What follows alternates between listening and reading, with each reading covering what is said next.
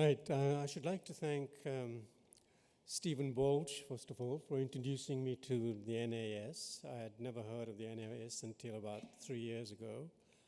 And, of course, to Peter Wood for inviting me today to speak. I'm rather intimidated. I feel a bit of a charlatan in front of real scholars. But as my former employer, the secular humanist philosopher, Dr. Paul Kurtz, used to say to me, "You can get away with anything, you have a British accent." Well, let's hope. Okay. The great ideas of the West, rationalism, self-criticism, the disinterested search for truth, the separation of church and state, the rule of law, equality before the law, freedom of conscience, thought, and expression, human rights, and liberal democracy, these together constitute quite an achievement, surely, for any civilization, and remain the best and perhaps the only means for all people, no matter what race or creed, to reach their full potential and live in freedom. That is why Western values, on which its self-evident economic, social, political, scientific, and cultural success is based, are clearly superior to any other devised by mankind. However, when these values have been adopted by other societies, similar benefits have accrued to its citizens, as in Japan and South Korea. Liberty, the second panel in the triptych, is also an immense human idea. It is embodied in the magnificent creation of human rights. Human rights, though a Western creation, are, I believe, universal. They transcend local or ethnocentric preferences and values and confer equal dignity and value to all humanity, regardless of sex, ethnicity, sexual preferences, and religion. I also believe it is in the West that they are most respected. It is the West that has liberated women, racial minorities, religious minorities, gays and lesbians to an extent unimaginable 60 years ago. It is in the West that their rights are recognized and defended. In the West, we are free to think what we want, to read what we want, to practice our religion, to live lives of our choosing. The notion of human rights and freedom were, I believe, there at the dawn of Western civilization, as ideals at least, and further developed during the Middle Ages, then the 17th century, and of course, finally in the 18th during the Enlightenment, but are only now coming to fruition in the 21st century as a result of a series of supreme acts of self-criticism that led to greater freedom for a greater number of people. It was the West that took steps to abolish slavery. The calls for the abolition of slavery did not resonate even in Black Africa, where rival African tribes took Black prisoners to be sold in the West. Life, liberty, and the pursuit of happiness define succinctly the attractiveness and superiority of Western civilization. We are free in the West to choose. We have real choice to pursue our own desires. We are free to set the goals and the contents of our lives. The West is made up of individuals who are free to decide what meaning to give to their lives.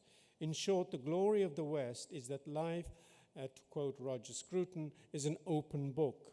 While under Islam, for example, life is a closed book. Everything has been decided for you. God and the holy law set limits on the possible agenda of your life. In many non-Western countries, especially Islamic ones, we are not free to read what we want. In Saudi Arabia, Muslims are not free to convert to Christianity, and Christians are not free to practice their faith. All clear violations of Article 18 of the Universal Declaration. To paraphrase Alan Kors, instead of the rigid, inhuman caste system of India, we have unparalleled social mobility in the West. Western society is a society of ever richer, more varied, more productive, more self-defined, and more satisfying lives. It is a society of private charity. It is a society that broke, on behalf of merit, the seemingly eternal chains of station by birth. The West has given as the liberal miracle of individual rights, individual responsibility, merit, and human satisfaction. In contrast to the mind-numbing certainties and rules of Islam, Western civilization offers what Bertrand Russell once called liberating doubt, which leads to the methodological principle of scientific skepticism. Politics, as much as science, proceeds by tentative steps of trial and error, open discussion, criticism, and self-correction. One could characterize the difference between the West and the rest as a difference in epistemological principles. Western institutions such as universities, research institutes, and libraries are at least ideally independent academies which enshrine these epistemological norms and where the pursuit of truth is conducted in a spirit of disinterested inquiry, free from political pressures. In other words, behind the success of modern Western societies, with their science and technology and their open institution, lies a distinct way of looking at the world, interpreting it, and the recognition and rectifying of the problems besetting them. Problems are lifted out of the religious sphere and treated as empirical problems whose solutions lie in rational procedures, open to rational intersubjective criticism, not in an appeal to revelation. The whole edifice of modern science and its methodology is one of Western man's greatest gifts to the world.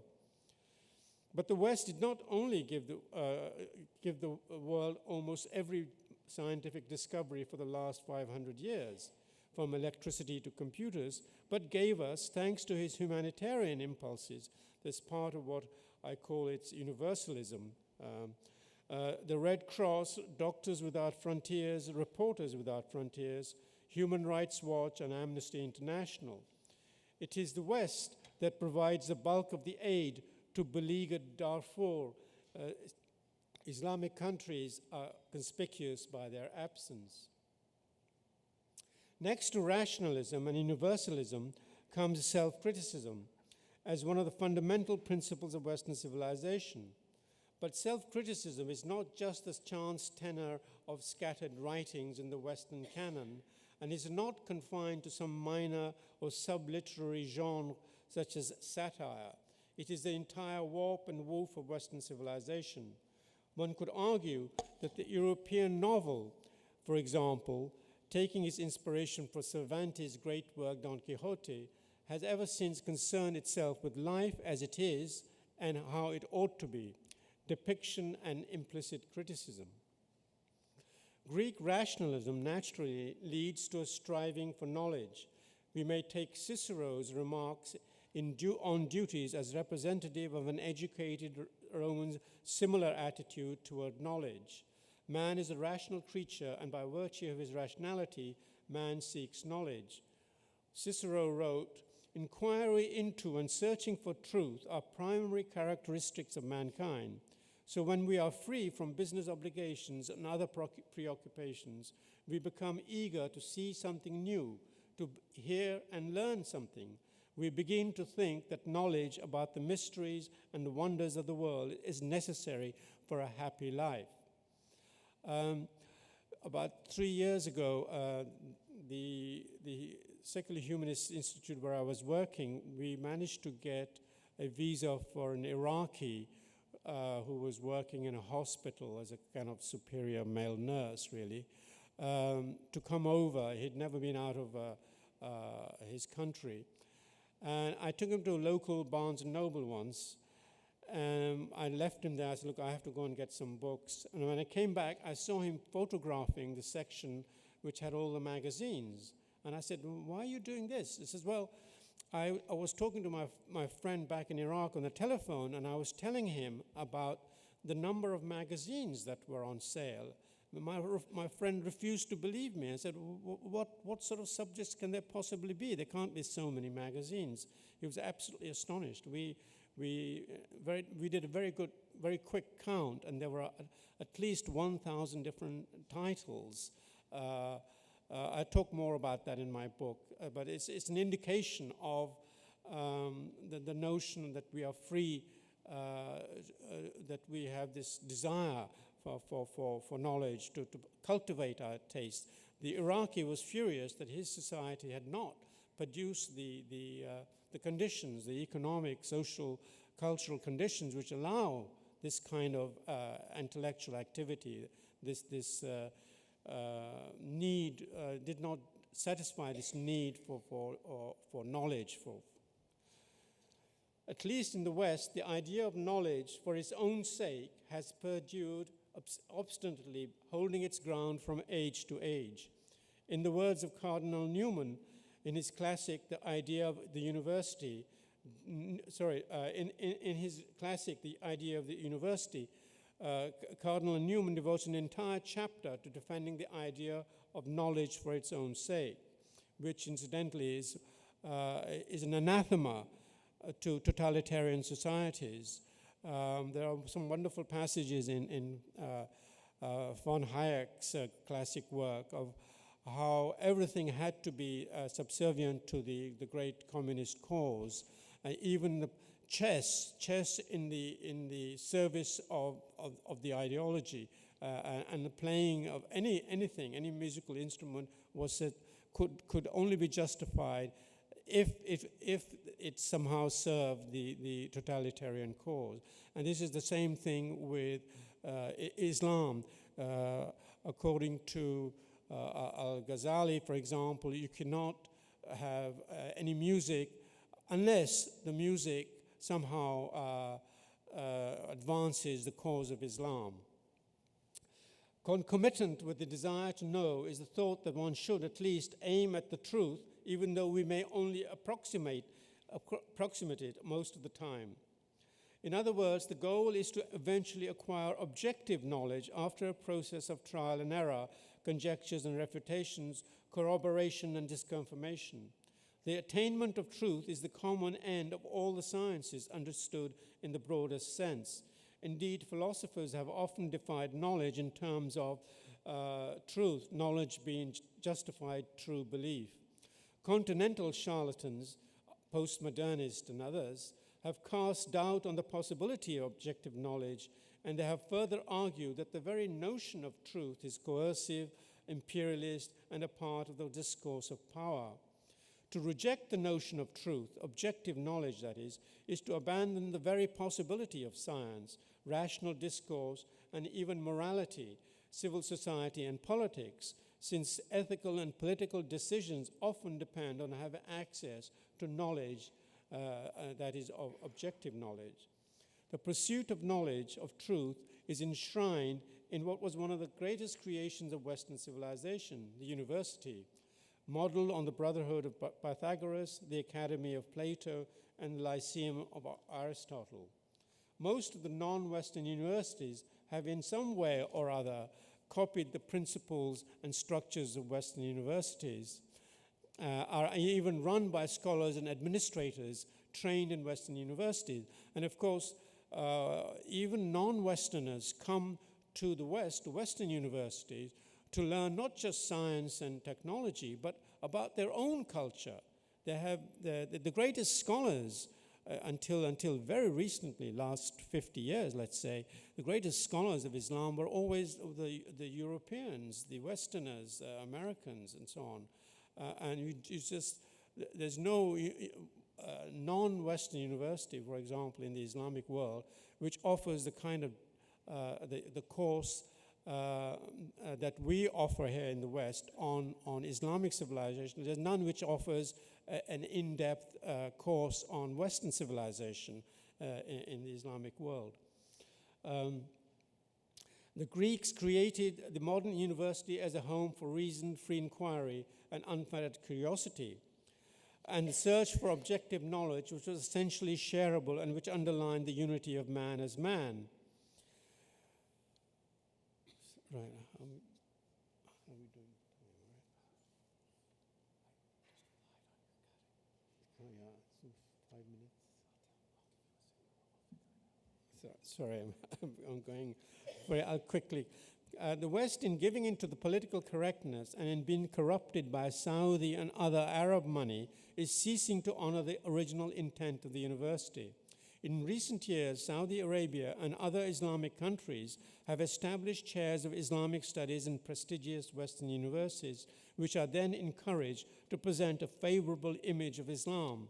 Scientific research leading to objective truth no longer seems to be the goal. Critical examination of the sources of Islam or the Quran is discouraged. Scholars such as Daniel Easterman have even lost their posts for not teaching about Islam in the way approved by Saudi Arabia. In December 2005, Georgetown and Harvard universities each accepted $20 million from Saudi Prince Al-Walid bin Talal for programs in Islamic studies. The Carter Center also received a lot of funds. More research has emerged recently, and it was reported last year in the British newspaper, the Telegraph, by Stephen Pollard, and he has found that there is a determined effort to undermine the West through its prestigious universities by grants coming from Arab countries, grants that come with strings attached. So Harvard Davis, the director of the London School of Economics, resigned in March 2011 from the university's governing council when it was revealed that the LSE had accepted money from Gaddafi in Libya. The LSE had already received £9 million for its own Center for Middle Eastern Studies from the United Arab Emirates. I just have 1 minute left. I just want to say that practically every single university of note, including Oxford and Cambridge, have received money from Islamic countries, particularly Iran, Saudi Arabia. And it always comes with strings attached. The total amount of money that British universities have received over the last 14 years is approximately $350 million, which is obviously a terrible betrayal, a shameful betrayal of their noble principles of the free pursuit of objective knowledge. Thank you. I'll have to stop there, I think. Right.